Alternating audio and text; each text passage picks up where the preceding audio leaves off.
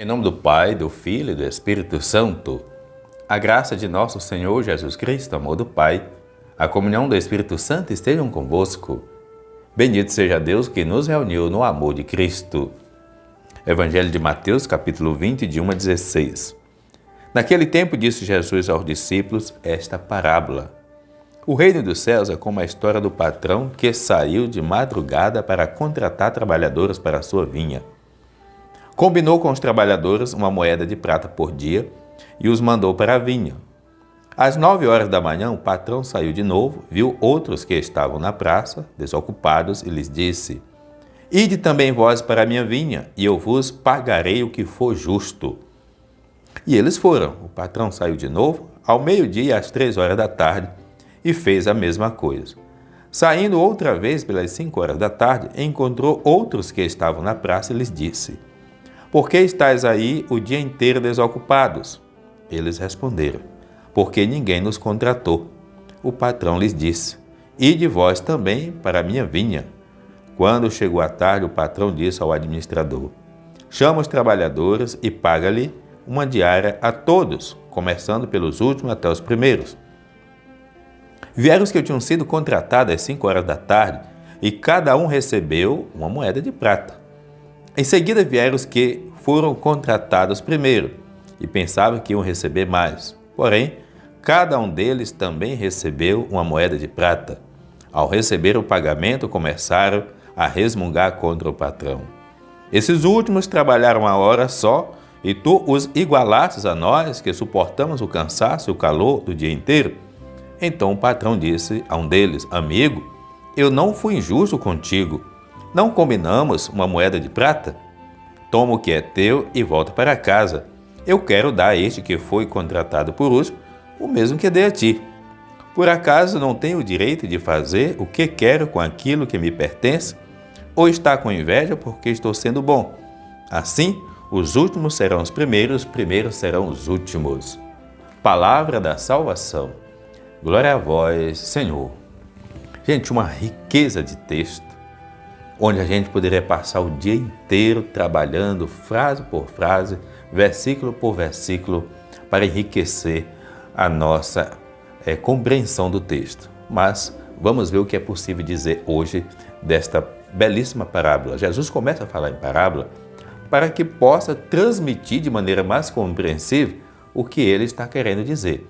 O foco é o reino de Deus, que para nós é o que é a felicidade, gente. É a plenitude, é a pessoa realizada, é a pessoa de bem, é a pessoa na paz, no amor. Agora, todos nós queremos isso. Que caminho tomamos, que meios usamos para atingir isso, consciente ou inconsciente? Às vezes, é possível que os caminhos, os meios que a gente use, não nos leve de maneira plena a isso, porque uma coisa é o prazer, outra coisa é a alegria e outra coisa é a felicidade. Então Jesus conta esta parábola. Parte de um contexto, ou seja, de pessoas que vivem desempregadas, de pessoas que vivem na necessidade.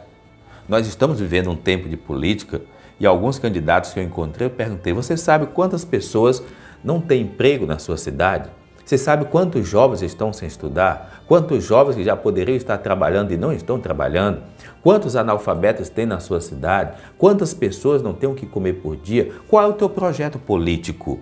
Muitas vezes os projetos políticos não contemplam a realidade das pessoas do lugar, senão justamente aqueles que já enriqueceram até com o recurso público e que estão aí todos brigando, gananciosos, usando e manipulando os pobres e pequenos necessitados. Mas verdadeiramente, um projeto político decente é aquele que contempla uma realidade para melhorar, para qualificar a vida das pessoas. Então, no tempo de Jesus, Jesus denunciava muito isso. Veja, se ele sai de manhã, sai meio-dia, sai à tarde, tem gente sem trabalhar, é uma realidade de desempregado. Um homem sem trabalho significa que a sua família passa necessidade. E quem é que tem uma responsabilidade sobre isso? Aquele que governa, porque ele está ali pelo bem comum. Então ele é como um pai que deve olhar a necessidade de todos e trabalhar politicamente, socialmente, aquela realidade. Não diferente do cuidado que a gente deve ter também na dimensão religiosa, onde a gente tem um cristão que é da nossa fé ou não, mas o Evangelho precisa chegar àquela pessoa. Partindo desse dado, Jesus, à medida que contrata, como ele diz, o salário justo, de acordo com o que ele combina ali. O detalhe vai estar no final, porque aqueles que começaram a trabalhar primeiro, embora a moeda era também o salário justo, eles pensavam que iam ganhar mais.